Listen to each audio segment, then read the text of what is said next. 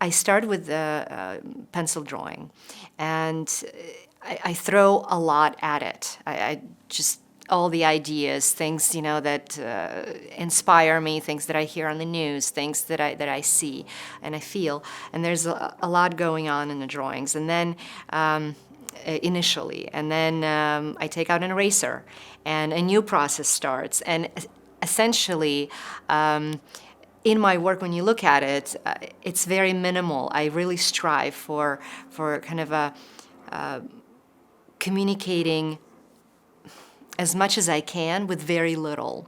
I have a preferred color palette.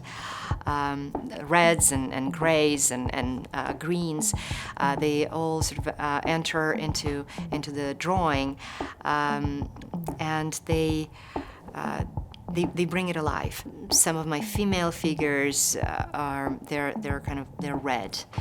Most of them are red, and there's sort of this outlines, and they're vivid, they're loud, and kind of almost like screaming figures. Maybe it expands for the emotional, showing the figure in its larger embodiment. There was a time, I was making work since I was 13, and at one moment I decided to kind of run away from it. It was interesting. For about 5 to 7 years, I really forcibly, emotionally of course, wasn't really making any work, and it was probably the darkest time for me. After that time, I knew that I had to come back and start drawing again, start really immersing myself in the creative activity.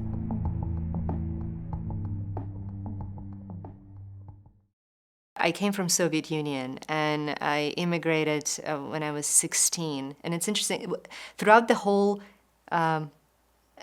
childhood and adolescence, as I was growing up in school, we were getting ready for nuclear attack. Being in Shipyard, right? I mean, this was the sort of the Navy base with nuclear carriers. And it's kind of like this full circle where